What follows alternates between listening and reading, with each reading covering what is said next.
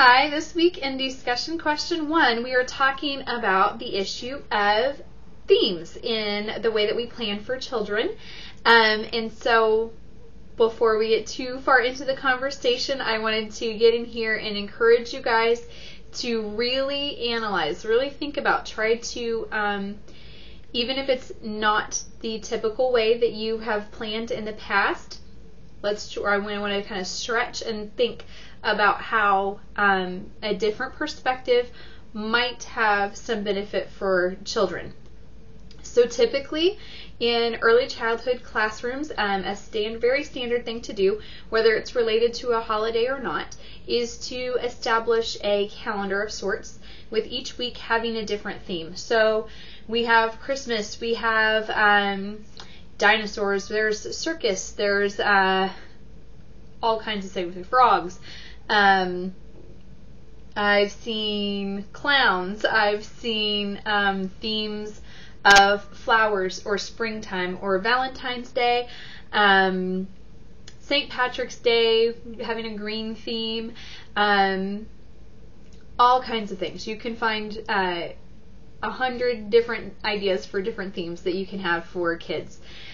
Some things that are typical when planning in a theme-based way. Typically the teacher is going to be determining well in advance when the theme and activities start and when they end. So typically it's for about a week. That's pretty common.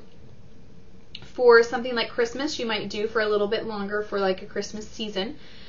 But again, it's a predetermined span of time that's going to be emphasized. It tends to be calendar driven versus interest of the kids. So it's Easter time, so we are going to have a week about Easter. It's Christmas time, so we are going to have a theme revolving around Christmas.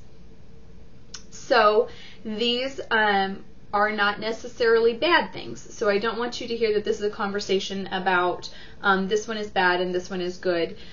But it is an opportunity to question, could a more child-driven, emergent curriculum be more beneficial for children? So first is with this particular issue, as a Christian university, if you are in a faith-based organization, or if you have your own family child care home and a faith-based program is part of your program and policies that you've expressed with children, then it would be appropriate at those seasonal times where we have religious holidays to incorporate those into your curriculum. If, however, you are at a public institution that is not a faith-based organization, I would really like for you guys to think about why it would not be appropriate to necessarily to incorporate specific religious activities into your theme relating to Easter or Christmas or any religious holiday. The way that I think about it is very simple. If I had my children in a public program and they were given specific instruction, not just decorations, but instruction about another religious holiday that was not what we practiced, and they were required to participate in activities that were not a part of our religious beliefs, I would have an issue with that. And so my perspective is, as early childhood professionals, it's our responsibility to be respectful of the families that we serve, their religious beliefs and their perspectives, and when possible and appropriate, to incorporate different cultural experiences from all of our children, being careful that we're not only representing the children who have beliefs that are similar to ours.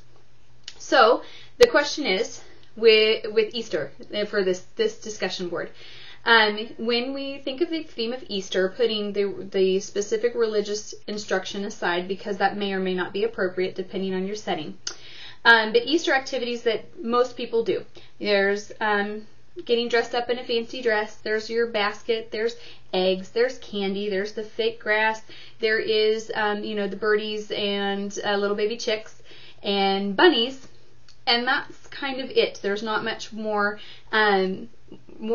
places to go.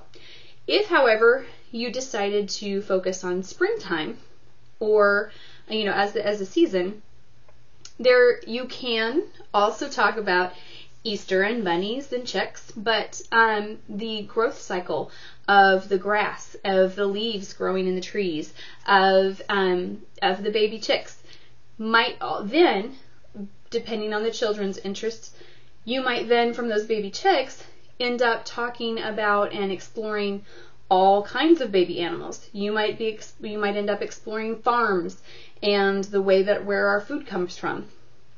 You might end up exploring weather. You might have your class become really interested in how we predict and interpret and understand weather, how we prepare for weather, all this health and safety implications of what that means for us here in Oklahoma at this time of year.